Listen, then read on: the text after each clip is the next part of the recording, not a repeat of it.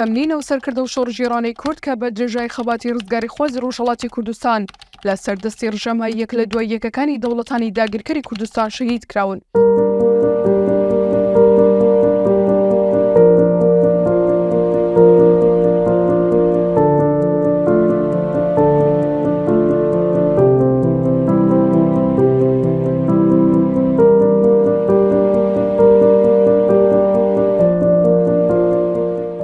ئەگەرچی ئیمپراتۆریەتی عوسمانی و دەوڵەتی تورکیا لە شەهیدکردنی کەسایەتی کوردەکان و سەرکوتکردنی ڕاپەڕینەکانی گەلی کورد پشکی شێریان بەردەکەوێت، بەڵام ئیمپراتۆری فارس و دەوڵەتی ئێرانیش لە تورک کەمتر دژایەتی کوردیان نەکردووە و چەندین سەرکردە و کەسایەتی کوردیان شەهید کردووە.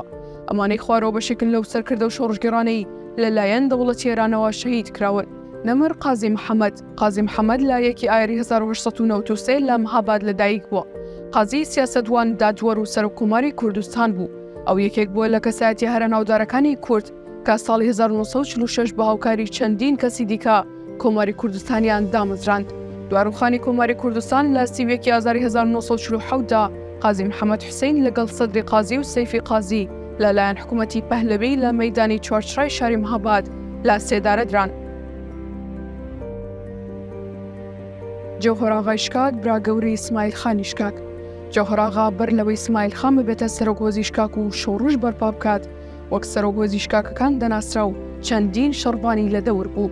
جەوهەراغا جێگری محەممەد ئاغای باوکی بوو لە هەرمی ورمەی خۆسەر تا نزیک تەبرێز لە سەردەمی قاژەرەکاندا دەسەڵاتدار بووە. خەڵکی ناوچەکە ئومێدی زۆریان بە جەوهەراغا بووە و خۆشیان دەویست. هۆکارەکەشیەوە بوو پارەی لە دەوڵەمەندەکان وەردەگرت و بەسەر هەژارەکاندا دابەشی دەکرد و بڕوای بەیەکسانی کۆمەڵایەتی هەبوو. ساڵی 1995 مزەفەردین شای قاجار بە سەردانێک دەچێتە ئەوروپا. کوڕەکەی بە ناوی محەممەد ئەلچی میرزا وەک جێنشینی خۆی دیاری دەکات. لەو سەردەمەدا حسێن قولی خان وەک والی ئازەربایجان حکمی دەکرد. لەو کاتەدا جێنشین و والی نامەیەک بۆ جەوهەراغا دەنێرن و بانگێشتی تەبرێزی دەکەن بۆ گفتوگۆکردن لەسەر سنوورەکانی هەرێمەکەی. بەڵام دوای ئەوەی ڕاوێژکارەکانی جەوهەراغا گەداری دەکەنەوە کە ئەوە فێڵە، بەڵام ئەو هەردەچێت و دەڵێت ئەگەر نەچم بە ترسنۆک دەردەکەوە، بۆیە خۆی و حەوت لە هاوڵەکانی بۆ ماوەی 40 ڕۆژ زیندانی دەکرێن. دوای ئەو ماوەیە جەوهەراغا شەهید دەکرێت و هاوڵەکانیشی 5 دەربازیان دەبێت. دواتر سمکۆی شکاک برابچووکی جەوهەراغای شکاک 25 ساڵ لە دژی دەوڵەتی ئێران شۆڕشی کرد. دوانی 150 خاکی ڕۆژهەڵاتی کوردستان ڕزگار بکات. هەرچەندە لە بنەماڵێکی ئاغا بوو، بەڵام بە هەموو شێوەیەک سیستەمی فیۆدالیزم دەرەبگایەتی ڕەتدەکردەوە. هەندێک کەسیش پێیان وایە ئیسماعیل خان باوکی ناسیۆنالیزمی کووردە. دکتۆر عەبدوڕەحمان قاسملوو ناسراو بە نوێنەری ئاشتی لە دایکبووی 22 کانونی یەکەمی 1930 لە شاری ورمەی ڕۆژهەڵاتی کوردستانە. زانایەکی بواریابووری و کۆمەڵایەتی، خەباتکار و پێشمەرگە و سکرتێری پێشووی حیزبی دموکراتی کوردستانی ئێران بوو. لە 13 تەمموز 1969 لە ڤێنای پایتەختی نەمسا دکتۆر قاسملوو لەگەڵ عەبدوڵڵا قادر ئازەر و فازیل ڕەسوول محمود لە سەرمێزی وتوێژ لەگەڵ نوێنەرانی کۆماری ئیسلامی تیرۆر کران.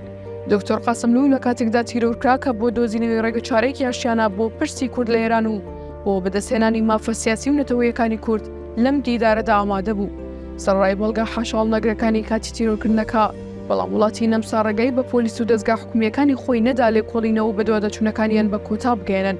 بەم پێشەم تاوانە کە لە ناودڵی وڵاتێکی دموکراتی ئەوروپادا ئەنجامدرا بێ سزا مایە و دۆخە یاساییەکەی تا ئێستاش بە هەڵواسراوی ماوەتەوە.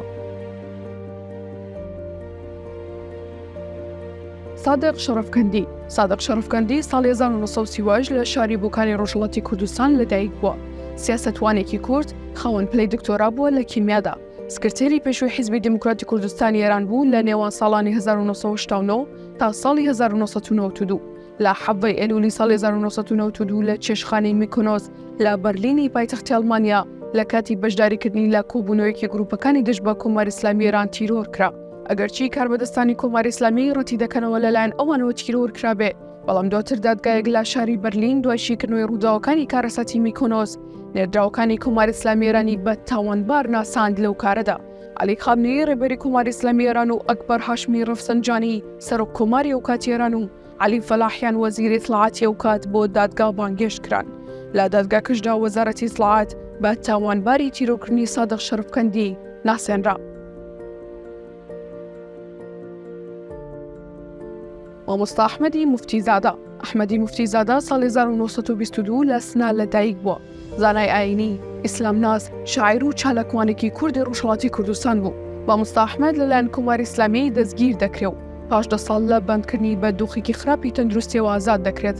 موفتیزادە پێش زیندانیکردنی داوای دەکرد گۆڕانکاری لە دەستوری ئێراندا بکرێت، ستەمینەتەوەیی، چینایەتی و مەزهەبی بەرامبەر کورد و گەلانی دیکەی ئێران ڕابگیرێت.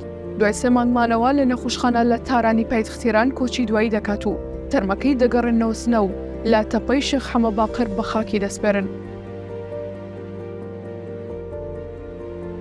ناسری سوبحانی. ناسری سوبحانی لە 14 تشرینی یەکەمی 1950 لە پاوا لەدایک بووە. زانایەکی ئیسلامی کورد بوو. لە کۆتایی هەشتاکان لەلایەن کۆماری ئیسلامی دەست بەسەر دەکرێت و ڕۆژی 19 ئاداری 1990 لەلایەن حکومەتی ئێرانەوە لە سێدارە دەدرێت. سوبحانی هاوڕێی نزیکی مامۆستا ئەحمەدی موفتیزادە بوو. سوبحانی لە کۆنگرەی ساڵی 1979 شاری سنا بە بەشداری کەسایەتیە کوردەکانی وکات داوای ئۆتۆنۆمی و سەربەخۆی بۆ کوردستان دەکات. ڕژێمی کۆماری ئیسلامیش وەک زانایەکی چالاکی سوننە و نەیاری خۆی دەبینی. فواد مستەفا سوڵتانی. فواد مستەفا سوڵتانی ناسراو بە کاک فواد تێک و شەریکی سیاسی کورد بوو. یەکێک بووە لە دامەزرێنەرانی کۆمەڵەی شۆڕژگەڕی زەحمەتکێشانی کوردستانی ئێران و شۆڕژگەڕی کۆمۆنیستی کورد.